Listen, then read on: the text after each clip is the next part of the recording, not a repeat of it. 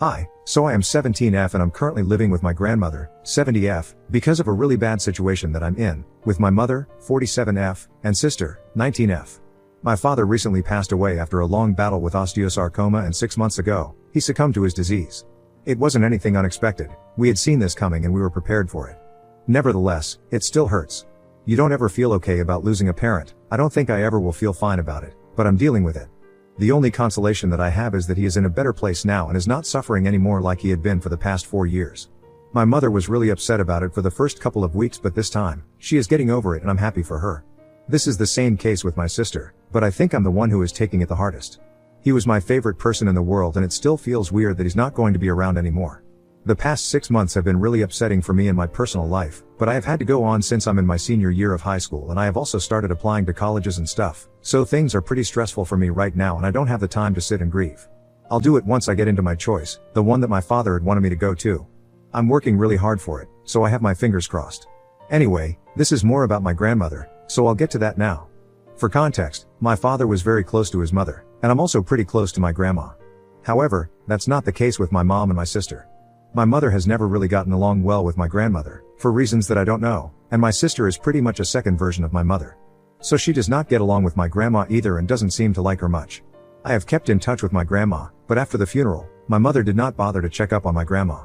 It was just me who seemed to care about her. I had believed that the strategy would bring the family closer together, but that did not happen. My father's death pretty much gave my mother and my sister an excuse never to speak to my grandma again and they cut her out of their lives. I don't know why they did that or why they did not like her because as far as I was concerned, she had always been very nice to us and our family. She had always been nice to my mom and my sister as well, even though they never bothered to hide their disdain for her. Even when they would be visiting her house, they would act really weird and arrogant and make it awkward for everybody else as well. My parents had thought about it many times, but after one point, my father had just given up because he knew that he could not change this. I know that there must have been some reason behind this behavior, but nobody ever told me anything about it, and I did not feel brave enough to ask my mother why she did not like my grandma, but my grandma, to me, is really nice and I love her. She's also a really inspirational woman and I am proud to be her granddaughter. 6 months have passed since my father's death, and I have kept in touch with her, and I'm the only one who is since my mother doesn't speak to her. Neither does my sister. And the rest of the family got really busy after a couple of weeks. Besides, she could not expect them to drop everything for her and be there for her emotionally all the time either, since they were not our immediate family. But we had been there for each other and I would visit her every weekend up until a couple of weeks ago, since that's when my finals started. They got over last week and coincidentally, my sister also came back home for college after her finals a couple of days after that. So since everybody was at home, my grandmother invited us all over to her place for a weekend stay and I was in, obviously. I tried to convince my mother and my sister to give it a chance, but what they said to me, can I try to convince them? That really put me off and I still haven't been able to get it out of my head because it was just so disgusting. I was trying to tell my mom that it would be fine and that we should try to spend some more time as a family since that's what my father would have wanted. And my mother got really annoyed and told me that if I wanted to have a relationship with my grandma, I was free to do so, but now that my father was gone, she had no incentive to still keep in touch with that old hag and was cutting her off on purpose. And my sister seemed to agree with that sentiment as well. I thought that it was really disrespectful and mean to say because my grandma had always been nice to the two of them and it was they who had gone out of their way to be rude to her, in her own home. Regardless of that, she would still invite them to every event, over and over again. I don't think she was asking for much, it was just one weekend and they did not have much going on either. It wouldn't cost anything to give it a chance and just be nice, but that's what they had to say about it. So as usual, I went alone to visit my grandmother, and she seemed kind of upset by the fact that my mother and my sister had not bothered to show up, but I think she expected it. But something happened that I absolutely had not been expecting, and that was that she told me she had invited all three of us, and not just me because she had an important thing to tell us. So, she told me that now that my father was gone, she had to think of somebody to take over the company. My father had been working from home when things got too bad and he got too sick to go out, but for the last couple of months, we had no idea how things were going at the company because we were so busy getting worried about my father's health. We barely had any time to worry about any of that. We had just assumed that he had somebody taking care of things and somebody was keeping it going when he was not around, and if not that, we knew that my grandmother would handle it, so we did not worry about that. It's a family business and we mainly deal in electronics. We are retailers and not manufacturers. My great-grandfather started it, and then, it has been continued by my grandfather and then my father. But my sister is still in college and I haven't even graduated from high school yet, so obviously, neither of us could take over yet. The only person who was qualified to take over would be my mother. She works in a bank right now, but I think she would have done a good job here as well. However, since she hadn't even bothered to show up for that weekend stay at my grandmother's place, she had been disqualified anyway. And she wasn't even going to count my sister in since she was underage, and like I said, a miniature version of my mother. That just left me. But I was not even 18 yet, and even then, I had a long way to go before I was ready to take over such a huge responsibility. But eventually, she told me that she was going to leave the company to me. For now, she was running it with my granduncle, my grandma's cousin. But even he was getting old and could not take the responsibility for long.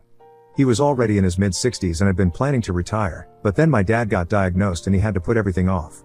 The best he could do was a couple more years, but after that, he would be out. My grandmother desperately wanted to keep the business within the family, so she asked me if I would be willing to take on the opportunity. She told me that she knew I had been planning to go to business school anyway, since in the long run, I had been planning to take over the company after my father. I just hadn't expected him to go away so soon. That had never been part of the plan, but yes, I did want to run the company. So she asked me if I would be up for the challenge, and I didn't even have to think twice before I said yes. Then she told me that for the next couple of years, she would take care of everything and would start grooming me to take over after I graduated. I won't even have to worry about my college tuition since my grandmother has promised me that she's going to take care of all of it. After I had accepted it, the first thing that she did was tell my granduncle that I was going to take over and he just had to wait it out for a couple more years, but once I was done with business school, I would be taking over. They would supervise me for a couple of years, but once I had proved my mettle, I would be on my own.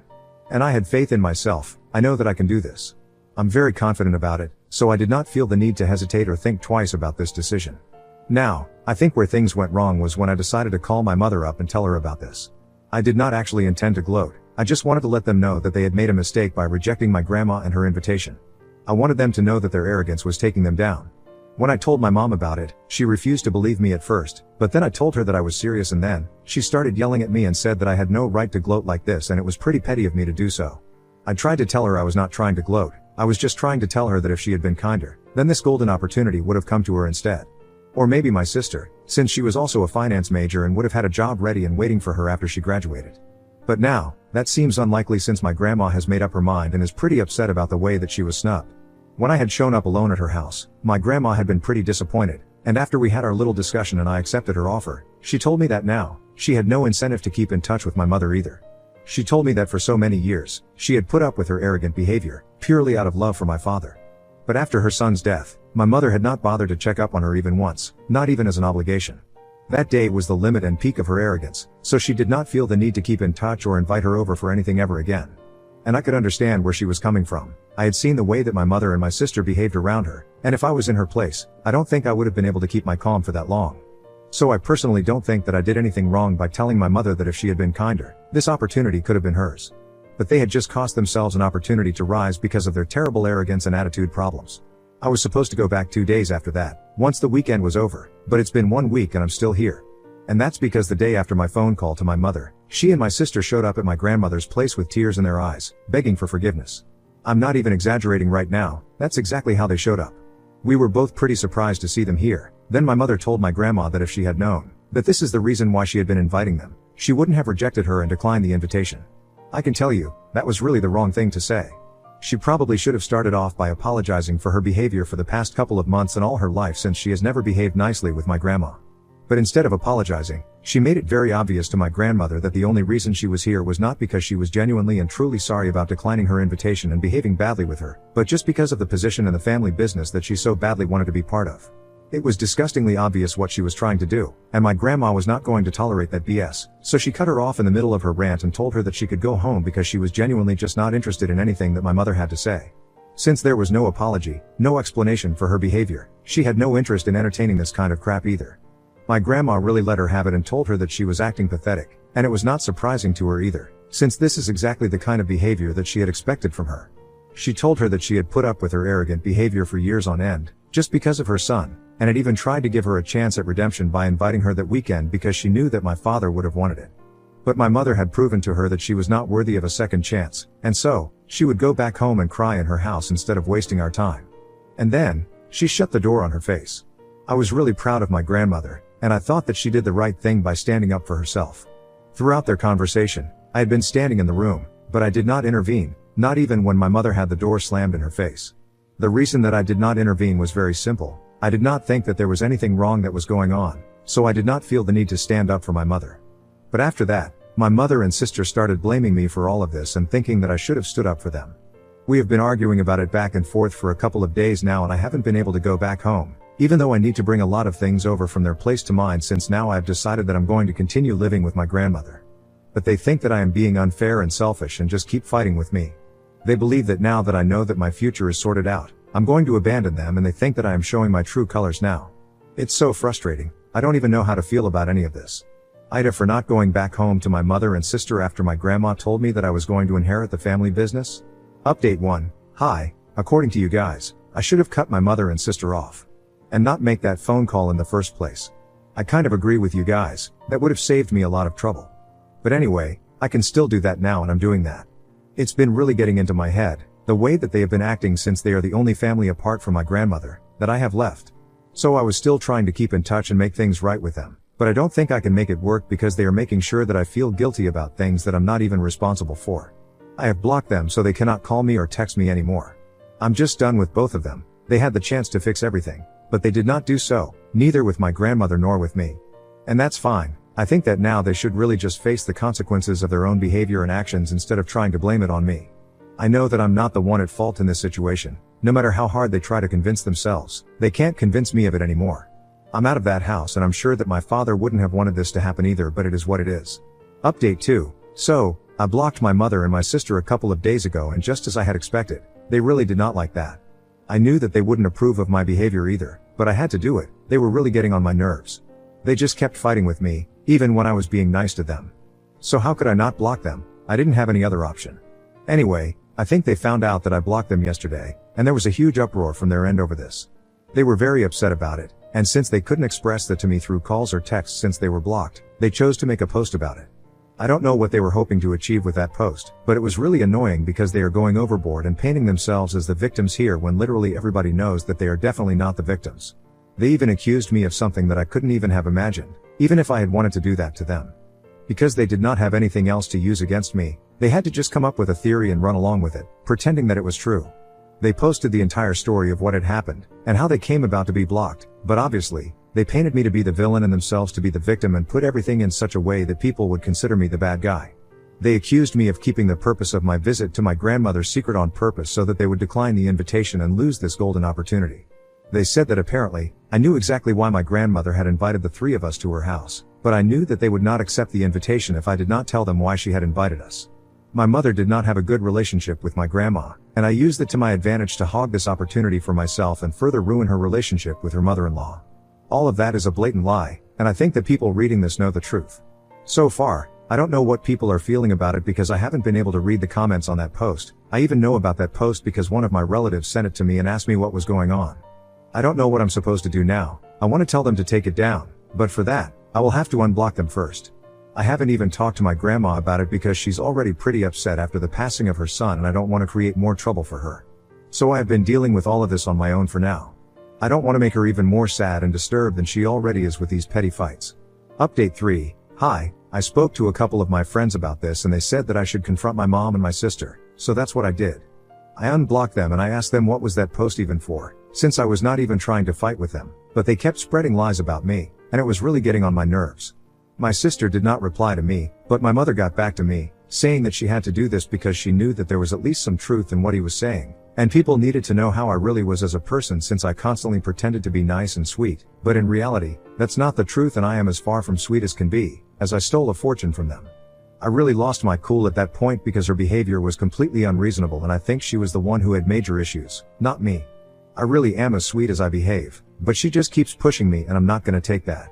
So I told her, or rather yelled at her, and said that I had already lost a father, and I was not scared of losing another parent. I told her that she had screwed her life up with her bad attitude. She couldn't just blame it on me and pretend that that was the reality of the situation.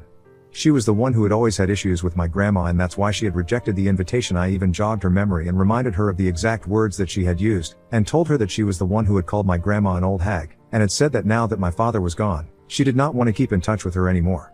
So I don't think any of this was my fault.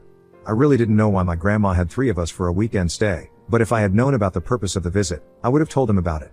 So they could have had a fair chance, but honestly, I really am glad that they didn't get that opportunity at all. Because they don't deserve it. They have no respect for the people in their lives and take everything for granted, so I think this should be a good lesson for them.